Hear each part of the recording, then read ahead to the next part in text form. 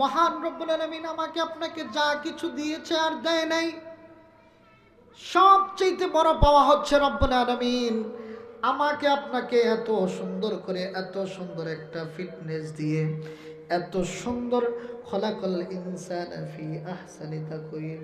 আল্লাহ পাক রব্বুল আলামিন 18,000 মাখলুকাতের ভিতরে আমাকে আপনাকে এত সুন্দর করে মায়া দিয়ে, দয়া দিয়ে, আকৃতি গঠন তৈরি করে দুনিয়াতে পাঠাইছে। তাই জন্য সকলে একবারে পড়েন আলহামদুলিল্লাহি রাব্বিল আলামিন। আল্লাহ পাক রব্বুল আলামিন যেখানে যা দরকার তা দিয়েছে, যেখানে চুল দরকার সেখানে চুল দিয়েছে, যেখানে চোখ দরকার সেখানে চোখ দিয়েছে, যেখানে নাক দরকার সেখানে নাক দিয়েছে, যেখানে মুখ দরকার সেখানে মুখ দিয়েছে, যেখানে দাড়ি দেওয়ার দরকার দাড়ি দিয়েছে। নাকি ব্যামিল জায়গায় দিয়েছে? দেয় নাই। আল্লাহ পাক রব্বুল আলামিন যেখানে যা কিছু সেটআপ করলে আমাকে আপনাকে সুন্দর দেখা যাবে, রব্বুল আলামিন আমাকে আপনাকে সেখানে তা সৃষ্টি করে দিয়েছে। আপনার বোনের বৎসর হলো 30 বৎসর, কিন্তু একটা দাড়িও ওঠে নাই। উঠছে? অথচ আপনার এখনো 14 কি 18 বৎসর, আপনার কি সুন্দর দাড়ি দিয়েছে। অসৌন্দর্য দেখা যাবে এই জন্য? দাড়িতে সুন্দর পুরুষ, চুলে সুন্দর নারী। দাড়ি যে রাখলো সে পুরুষ তার জীবনে সব কিছু পরিপূর্ণ পেয়ে গেল। সুবহানাল্লাহ। আর নারী যদি চুল বড় রাখে, সুবিধা কি? মরার পরে নারীকে যখন গোসল করানো হবে, গোসল করানোর পরে তার পোশাকগুলো খুলে ফেলা হবে, তখন তার ওই লম্বা চুল দিয়ে নাভি পর্যন্ত ডেকে দেওয়া হবে। যেখানে যা প্রয়োজন আল্লাহ সব সেট আপ করে দিয়েছেন। উনি হচ্ছেন উত্তম সেট আপকারী। এখন আমার বোনেরা চুল কাটে কি কাটে না? কাটেনি, কাইটা ছোট করে। আস্তাগফিরুল্লাহ। চুল কাটা যাবে না। এই চুল কাটার পরে তুমি যদি মরে যাও, তাহলে তোমার এই যে গোসল করানোর পরে পোশাকগুলো খুলে ফেলা হবে, তাইলে তোমার এই বুক নাভি এগুলো ঢাকবে কি দিয়ে বোন? চুল কাটা যাবে না। চুল কাটা হারাম। হারাম, ছোট হোক বড় হোক, এটা হারাম। এটা আল্লাহর নিষেধ আছে। আর মোমেন হিসাবে, ইমানদার হিসাবে এটা মানতে হবে। এটা না মানার কোনো সুযোগ নাই। পুরুষের দাড়ি লম্বা করতে হবে। মদিনাওয়ালা নবী বলেন, কোন পুরুষ যদি তার দাড়িতে আঘাত করে, সে তার দাড়িতে আঘাত করে নাই, সে সঙ্গে আমি রাসূলের কলিজায় আঘাত করেছে। নাউজুবিল্লাহ। শুধু একবার নয়, দুইবার নয়, যতবার আপনি দাড়ি কাটবেন, যতবার দাড়িতে খুর লাগাবেন, যতবার দাড়িতে খুর লাগিয়ে পোঁছ দিবেন, ততবার মদিনাওয়ালার নবীর কলিজায় পোঁছ দেওয়া হয়। এই জন্য কি নবী আমাদের জন্য এত কষ্ট করছে? কত পাথরের আঘাত, কত ইহুদিদের হাতে মার খাইছে। এখনো যে মদিনায় শুয়ে উম্মতি উম্মতি উম্মতি, কাল কিয়ামতের ময়দানে যখন সকল নবীরা বলবে ইয়া নাফসি ইয়া নাফসি, আমার আপনার নবী স্পেশাল একটা জায়গার ভিতরে সিজদায় গিয়ে বলবে ইয়া উম্মতি ইয়া উম্মতি। সেই জায়গাটির নাম হলো মাকামে মাহমুদ। যে নবী এত কষ্ট করলো আমাদের জন্য, সেই নবীরে প্রতিনিয়ত আমরা দাড়ি কাইটা সাইটা কলিজায় আঘাত দিচ্ছি। আর কেমনে বুঝাইলে দাড়ি রাখবেন? এরপরে দাড়ি কাটনেওয়ালা ছাটনেওয়ালা মদিনাওয়ালা নবী বলেন, যে ব্যক্তি দাড়ি কাটলো ছাটলো, ওই ব্যক্তি ঘুমায় থাকুক আর সজাগ থাকুক, প্রতিনিয়ত ফেরেশতারা তার আমলনামায় গুনাহ লিখতে থাকে। নাউজুবিল্লাহ। আপনি জিনা করেছেন, 5 মিনিট করেছেন, শেষ। আপনি অন্য কোনো পাপ করেছেন, 5 মিনিট করেছেন, শেষ। 1 ঘন্টা করেছেন, শেষ। 24 ঘন্টা করেছেন শেষ, সপ্তাহ করেছেন, মাস করেছেন, এরপরে বন্ধ করে দিয়েছেন শেষ। কিন্তু দাড়িওয়ালা যেই ব্যক্তি দাড়ি কাটলো ছাটলো সে ঘুমায় থাকুক আর সজাগ থাকুক। মানুষ কিন্তু ঘুমাইলে কোনো গুনাহ হয় না, মানুষ ঘুমাইলে গুনাহ থেকে মুক্ত থাকে। কিন্তু দাড়ি কাটনেওয়ালা ছাটনেওয়ালা সে ঘুমায় থাকুক আর সজাগ থাকুক, তার আমল নামায় ফেরেশতারা 24 ঘন্টা গুনাহ লিখতে থাকে। নাউজুবিল্লাহ। আল্লাহ আমাদেরকে উত্তম হেদায়েত দান করুক, বলেন আমিন। এত সুন্দর একটা আয়োজন, এই যুবক পোলা পায় ডিজে কনসার্ট দিলে পারতো কিনা? পারতো নি? আপনারা ঠেকাইতে পারতেন? যুবকদের লগে কি সম্ভব না? তারা এই কনসার্ট না দিয়া, বিশেষ করে মোহাম্মদ মারুফ হোসেন, মোহাম্মদ রাশিদ রানা, মোহাম্মদ রাকিব হোসেন, মোহাম্মদ মাহফুজ, এরা আরও ইয়াং জেনারেশন তাদের সাথে আছে। আমি দোয়া করি আল্লাহ পাক রব্বুল আলামিন তাদের জীবনে যত কল্যাণ আছে সকল কল্যাণ দান করুক, বলেন আমিন। এই তারা এত সুন্দর একটা বেহেশতের বাগান সাজাইলো, অথচ আমরা নাই মাহফিলে। কয়দিন বাঁচবেন দুনিয়াতে? কয়দিন থাকবেন? কয়দিন বাহাদুরি, কয়দিন রংরূপ? একদিন রং ধরা যৌবন ছং ধরে শেষ হয়ে যাবে। কথা বলেন ঠিক কিনা? প্রাণ পাখি উড়ে যাবে পিঞ্জর ছেড়ে, ধরা ধবি সবই রবে, তুমি যাবে চলে। বন্ধু বান্ধব যত মাথা পিতা তারা সুত, বন্ধু বান্ধব যত মাথা পিতা তারা সুত, সকলই হবে তোমার পর রে মন আমার।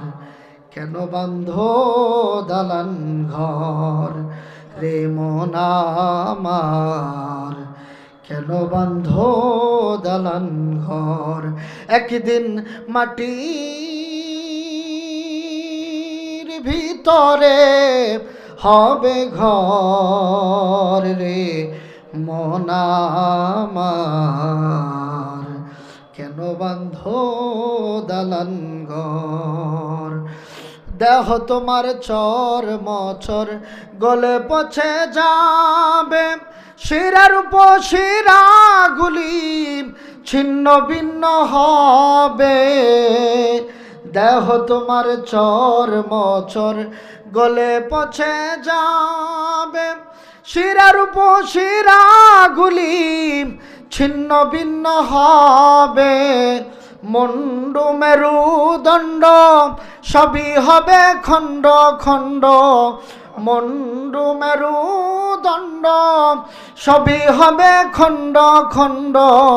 পরে রবে মার কিন ধন রে মন আমার, কেন বান্ধ দালান ঘর রে মন আমার, কেন বান্ধ দালান ঘর। একদিন মাটির ভিতরে হবে ঘর রে মন আমার, কেন বান্ধ দালান ঘর রে মন আমার, কেন বান্ধ দালান ঘর। কথা বলেন ঠিক কিনা?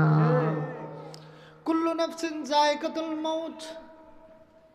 দুনিয়াতে জন্ম পড়েছেননি বলে মৃত্যুর স্বাদ একদিন আপনার গ্রহণ করতে হবে। আপনি যদি আজকে অন্ধকার আয়োজিত মাহফিলের ময়দানে উপস্থিত হন, তাও আপনার মরতে হবে। আপনি যদি উপস্থিত না হন, তাও মালাকুল মউত আপনার নিকটে হাজির হবে। আপনি যদি জিনায় লিপ্ত থাকেন, মালাকুল মউত আসবে। আপনি যদি মসজিদে বসে বসে ইবাদত করেন, তাও মালাকুল মউত আপনার নিকট এসে রূহটা নিয়ে যাবে। আপনি ভালো কাজ করলেও আপনার মৃত্যু হবে, খারাপ কাজ করলেও মৃত্যু হবে। কিন্তু খেলাটা হবে ফাইনাল খেলা, যেদিন আমল নামা হাতে দেওয়া হবে। কথা বলেন ঠিক কি না? খেলা তো সেদিন হবে যেদিন আমল নামা হাতে দেওয়া হবে। তখন বোঝা যাবে এই দুনিয়াতে আপনার এই যে আল্লাহ নিয়ামত দিল, এই যে দিনের নামক একটা নিয়ামত দিল, রাত নামক একটা রহমত দিল, এটা কেমনে ব্যয় করছেন, কোন পথে ব্যয় করছেন? এই যে সময়, আল্লাহ সময়ের কসম করছে, সময়ের এত মূল্য। আজ সময় মূল্য দেই চার দোকানে, এখানে সেখানে, আড্ডা পাড্ডা, ধূমপানের টানে। কথা বলেন ঠিক কিনা? আল্লাহ কি আমাদেরকে এই জন্য পাঠাইছে? এই জন্য পাঠাইছে না কি করার জন্য পাঠাইছে? গোলামি করার জন্য। গোলামি হবে একমাত্র কার? আরো জোরে বলেন কার? আল্লাহ। সভাপতিত্ব করবেন আজকের এই মাহফিলগুলা ভাল লাগে, শুনলে খুব ভাল লাগে, এরা এত পরিশ্রম করে। সভাপতি করবেন মোহাম্মদ সাইফুল ইসলাম সোহেল, সহসভাপতি কচুয়া উপজেলা ছাত্রদল। প্রধান বক্তা হজরত মাওলানা কারি মোহাম্মদ নেসারউদ্দিন সালেহি চাঁদপুরি, হজরত মাওলানা কামাল হোসেন মুজাহিদি সান্দিনা কুমিল্লা, হজরত মাওলানা আমি আছি গুনাহগার আপনাদের মাঝে। তার পূর্বে আসর থেকে মাগরিব পর্যন্ত যিনি ওয়াজ করেছেন, আপনাদের মাথার তাজ, আপনাদের প্রাণপ্রিয় শ্রদ্ধাভাজন শিক্ষক, ওস্তাজ, যাহা কিছু বলেন না কেন, সবচেয়ে বড় কথা হচ্ছে উনি একজন সমাজের নেতা। যদিও এই দুনিয়াতে ওনারে প্রাধান্য দিলেন না, কিয়ামতের ময়দানে এটার জন্য কঠিন শাস্তি ভোগ করতে হবে। কি বলেন? নেতার আইন মানা কি? নেতার আইন মানা কি? ফরজ। বুঝা নিয়েন। অতএব যতটুকু পারেন সম্মান করবেন, পারলে সম্মান করবেন, না পারলে গীবত শেখায়া করা যাবে না। একটা হাদিস আমার এখন মনে নাই, হয়তো তুমি আলেম হও, নয়তো আলেমের কাছে শিখো, নয়তো আলেমের সোহবতে থাকো, নয়তো আলেমের খেজমত করো। ওয়ালা তাকুনিল খামিস, 5 নাম্বারটা হইও না, সেটা হচ্ছে আলেম বিদ্বেষী। আপনি কিয়ামত পর্যন্ত ইমাম সাহেবের পিছনে নামাজ পড়লেন, কিন্তু ওনার সমালোচনা করলেন, আপনার সকল ইবাদত বরবাদ করে দিবেন কে? আল্লাহ। আরো জোরে বলেন কে? আল্লাহ। যতক্ষণ ভালোবাসবেন, শ্রদ্ধা সম্মানের সাথে ভালোবাসবেন। পৃথিবীতে সব মানুষ যে সবার পছন্দ হবে এমন তো না। যদি সবার চোখে সবার ভালো লাগতো, তাহলে পৃথিবীতে এক নারীর পিছনে সবাই দৌড়াইতো। কথা বলেন ঠিক কিনা? অতএব সবার চোখে সবাইকে ভালো লাগবে না, তারপরেও মানায় নিয়েন। জীবনে মানায় নিতে পারলেই সুন্দর। জীবন মানায় নিতে পারলে কি সুন্দর। এক ইমাম রাখছেন, এরে বিদায় করে দিবেন, আরেকজন ইমামই তো রাখবেন নাকি? তো ওনারে মানায় নেন, ওনারে মানায় নিলেই সুন্দর। আল্লাহ পাক আমাদেরকে সকলকে, আগে আমাকে উত্তম হেদায়েত দান করুক, বলে না আমি। যে আয়াতখানা আমি তেলাওয়াত করেছি, ইয়া আইয়ুহাল্লাযীনা আমানু কুতিবা আলাইকুমুস সিয়ামু কামা কুতিবা আলাল্লাযীনা মিন ক্বাবলিকুম লাআল্লাকুম তাত্তাকুন। আল্লাহ পাক রব্বুল আলামিন বলেন, হে মুসলমান, আল্লাহ কেমনে ডাক দিছে? হ্যাঁ, হে মানুষ, আল্লাহ কেমনে ডাক দিছে? হে হিন্দু, হে বৌদ্ধ, হে খ্রিস্টান, হে ইয়াহুদি, হে নাসারা, হে মুসলমান, কোনো ভাষায় আল্লাহ ডাক দেয় নাই।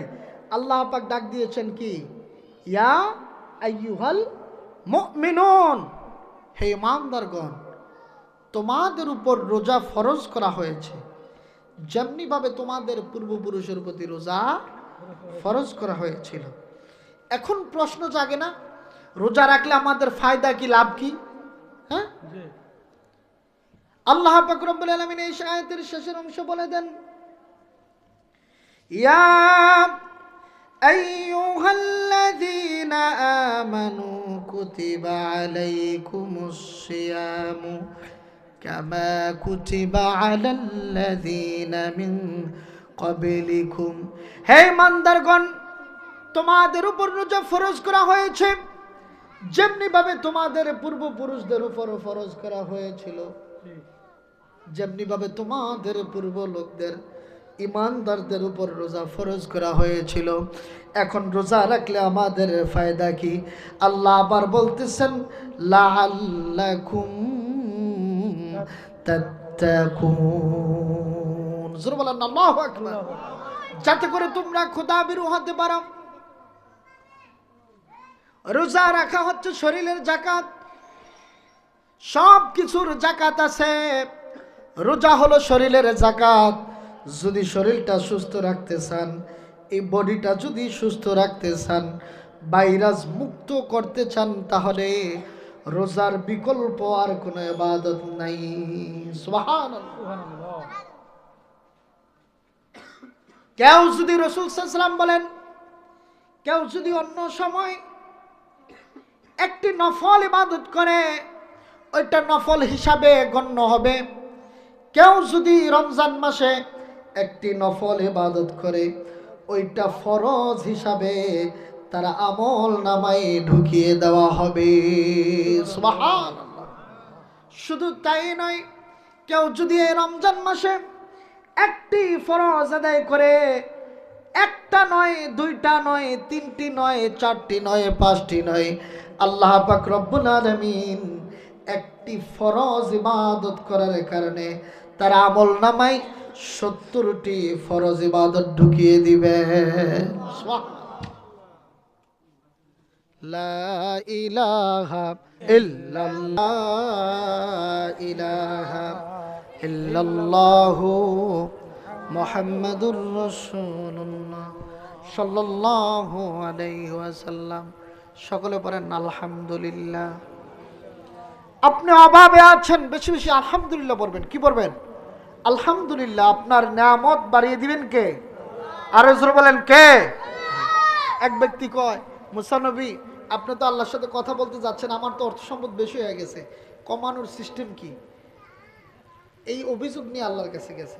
আরেক ব্যক্তি কয়, আমি খুব গরিব, হতদরিদ্র, অভাব, আমার ধন সম্পদ বাড়ানোর সিস্টেম কি? আল্লাহর একটু জিজ্ঞেস। অবশেষে মুসা নবী আল্লাহর সাথে কথা বলে ফিরে আসছেন। ওই ধনী ব্যক্তি বলছেন, আপনি শুকরিয়া আদায় করে বন্ধ করে দিবেন, অটোমেটিকলি আপনার ধন সম্পদ কমে যাবে। আর ওই গরিব ব্যক্তিরে বলছেন, আপনি যত বেশি শুকরিয়া করবেন, তত বেশি আপনার রিজিক নিয়ামত বাড়িয়ে দিবেন কে? আল্লাহ।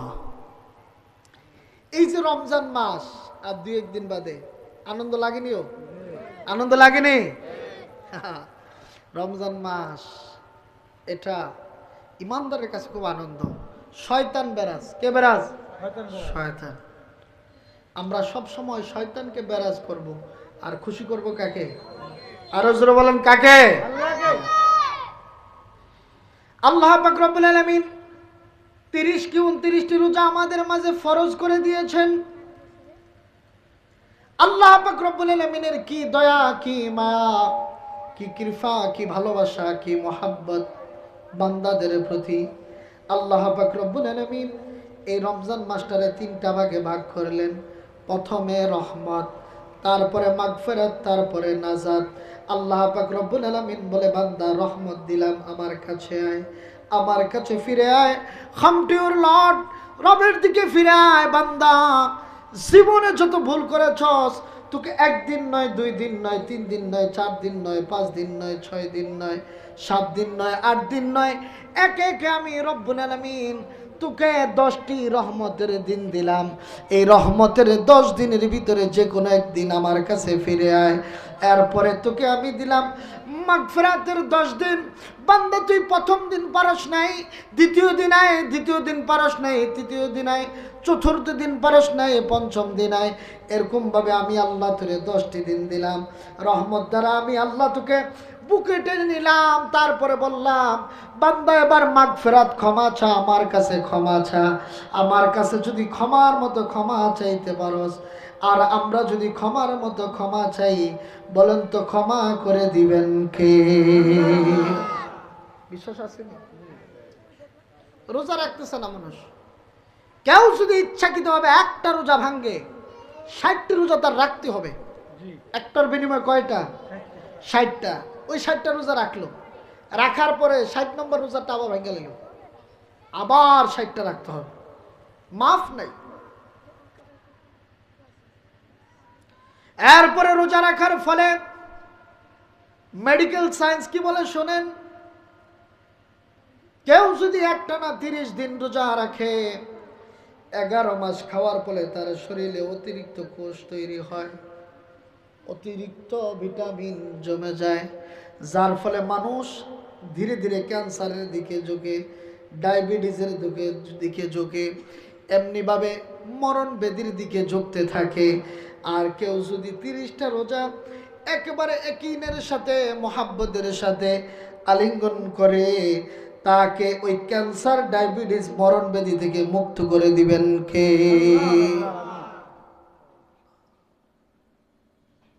এরপরে মদিনাওয়ালা নবী বলে, আমার আল্লাহ বলেছেন রোজা রাখার ফলে আমাদের মুখ থেকে যে দুর্গন্ধ বের হয় কিনা? রোজা রাখার ফলে যে দুর্গন্ধ বের হয়, ওই দুর্গন্ধটা রব্বুল আলামিনের কাছে এমন প্রিয়। দুনিয়ার একটা আতর আছে, সুগন্ধি আছে, মেশক আম্বর, যেটার উপরে দুনিয়াতে আর কোনো সুগন্ধি নাই। এই মেশক আম্বরের চাইতে রব্বুল আলামিনের কাছে রোজাদারের মুখের গন্ধ বেশি প্রিয়।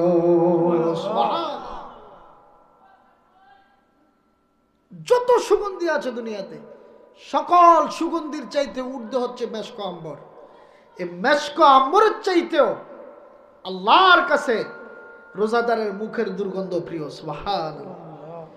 শুধু তাই নয়, আল্লাহ পাক রব্বুল আলামিন আপনার নামাজের সওয়াব, হজের সওয়াব, যাকাতের সওয়াব, দান সদকা, এভরিথিং যত ইবাদত করলেন সব কিছুর সব আল্লাহ পাক রব্বুল আলামিন ফেরেশতার মাধ্যমে আপনাকে দান করবেন, দিবেন।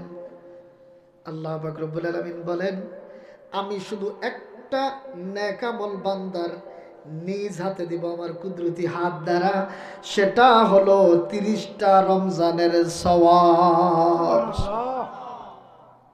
সেদিন কেমন লাগবে যেদিন আপনার রব তার নিজের কুদরতি হাত দ্বারা আপনার ডান হাতে আমলনামাটা দিবে। কেমন লাগবে বলেন তো সেদিন? আনন্দ লাগবে, খুব আনন্দ। তাইলে আল্লাহর হাত থেকে আমলনামা আপনার হাতে নিতে চান কি চান না? চান কি চান না? তাহলে কি করতে হবে? রোজা রাখতে হবে। এরপরে শুধু তাই নাই, মদিনাওয়ালা নবী বলেন জান্নাতের একটা স্পেশাল গেট আছে রায়ান নামক। ওই গেট দিয়ে শুধু কোন ব্যক্তি প্রবেশ করবে না, শুধু ওই ব্যক্তিরা প্রবেশ করবে যারা দুনিয়াতে সারাদিন উপোস থেকে রোজা রেখেছে। কি সুবিধা আল্লাহ দিবেন রোজাদারদেরকে। আপনার সমস্যা, অসুস্থ, গ্যাস্ট্রিক, আলসার, বিভিন্ন রোগ বিমার, বেশি বেশি রোজা রাখেন, সোমবার বৃহস্পতিবার রোজা রাখেন, আপনারা সুস্থ করে দিবেন কে? আল্লাহ। আরো জোরে বলেন কে? আল্লাহ। আমাদের সমাজে যা দেখি, ছোট ছোট বাচ্চাদেরকে রোজা রাখতে দেয় না বাপ মা। এরকম আছে না আমাদের সমাজে? আপনাকে আলিয়ারা নাই, আমি বহু জায়গায় দেখছি। কয় ও মেয়েটা তো মাত্র 15 বছর হয়েছে, না শরীরটা নষ্ট হয়ে যাবো, আর না ফোলাটা পারে না হুজুর, এই রোজা রাখতে পারে না, অসুস্থ হয়ে যাব। নাউজুবিল্লাহ বলেন। সাবধান, আপনার সন্তানের উপর রোজা ফরজ করেছেন 10 বছর থেকে, নামাজ, রোজা, পর্দা। ওই মিয়া, আল্লাহ আমাদের চাইতে বেশি বোঝেন কিনা? কথা কয় না, বেশি বোঝেন কিনা?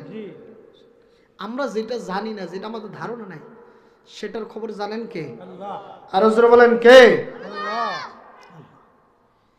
আপনার বাচ্চাকে 7 বছর থেকে নামাজ, রোজার, পর্দার তালকিন দিবেন, উপদেশ দিবেন। কি দিবেন? উপদেশ। বাবা নামাজ পড়ো, আম্মু রোজা রাখো, এরকম ভাবে। যখন 10 বছর হয়ে যাবে, যেদিন থেকে 10 বছর হয়ে যাবে, সেদিন থেকে আপনার সন্তানের উপর রোজা ফরজ, রোজা ফরজ, নামাজ ফরজ, নামাজ ফরজ, পর্দা ফরজ, পর্দা ফরজ। যদি আপনি সেগুলো বাধা দেন, অবশ্যই আপনার নিজ হাতে আপনার সন্তানকে জাহান্নামের দিকে ঠেলে দিচ্ছেন, নিজেও জাহান্নামী হচ্ছেন। নাউজুবিল্লাহ বলেন। আমাদের সমাজে সবচেয়ে বড় ব্যাধি, হুজুর পোলা মারে, মায়ে কথা শোনে না, পরকিয়া করে। তার কারণ হচ্ছে ছোটবেলা থেকে আপনি রবের আদর্শে রসুলের সুরতে সিরাতে বড় করে ওঠাননি, যার কারণে সমস্যা। ভালার অল্প ভালো, ভালার অল্প ভালো। আপনার সন্তানই গাভরুর মতো শৈল হয়েছে, রোজা রায় নাই, এরকম মোটা হয়ে গেছে, ভিতরে সব খায়া লাইছে জন্ডিসে, কোনো লাভ হইল? আপনার সন্তান রোজা রেখে নামাজ পড়ে হালকা পাতলা আছে, এটা ভালো না? এটা ভালো না? মানুষ বেশি খাইলে অসুস্থ হয় কি হয় না? কম খাইলে সুস্থ থাকে। শুধু তাই নয়, আপনি 11 মাস যা খেয়েছেন পরিমাণের চাইতে একটু বেশি খেয়েছেন, সেটার হিসাব রব্বুল আলামিনের কাছে আপনাকে দিতে হবে। কিন্তু রমজান মাসে যা খাবেন সব খাবারের হিসাব মাফ করে দিবেন কে? উন্মুক্ত করে দিয়েছেন। শুধু তাই নয়, জান্নাতি হুর গেলমান, নাম শুনছেন না আগে? না নতুন? আগে শুনছেন তো? জান্নাতি হুর, জান্নাতি নারী, আহা হা, এদের কি স্পর্শ করবেন কি দেখা মাত্রই আপনি বেহুশ, কি দেখলাম আল্লাহ ওরে।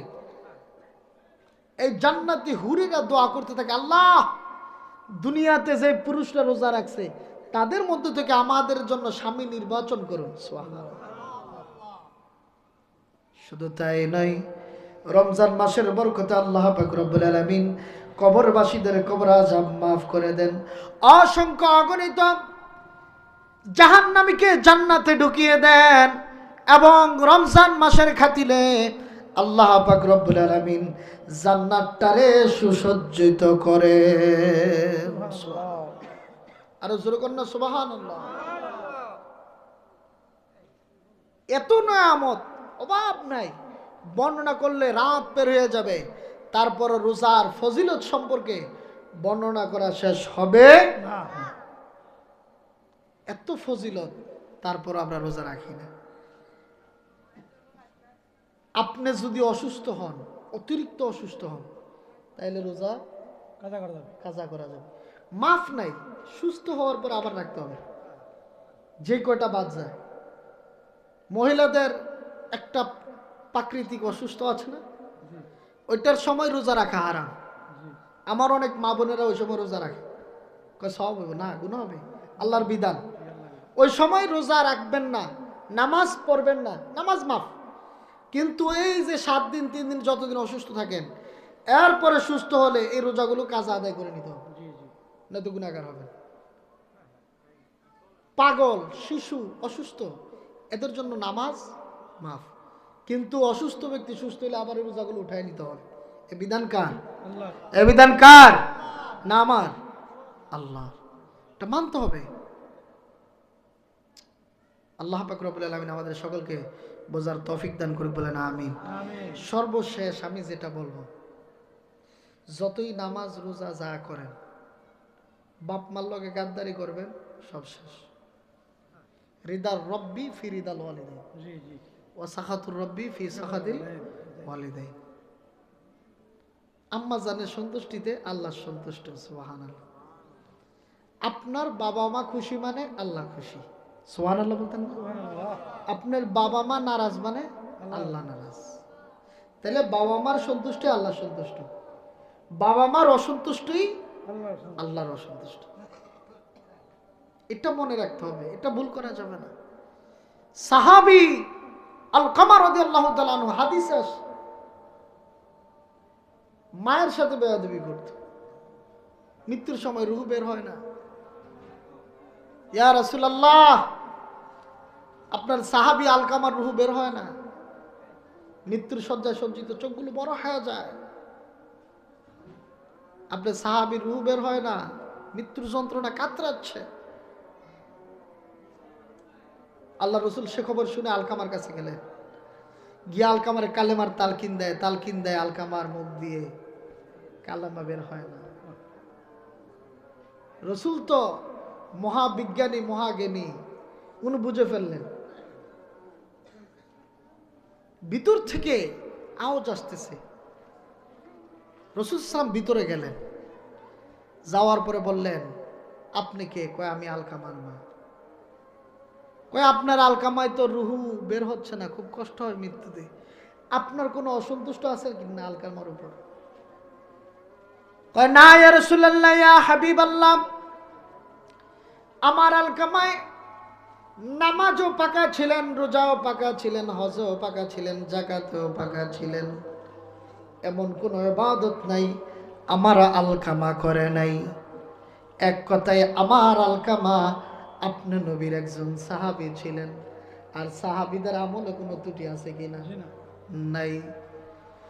কিন্তু ইয়া রাসূলুল্লাহ ইয়া হাবিবাল্লাহ, নবী গো,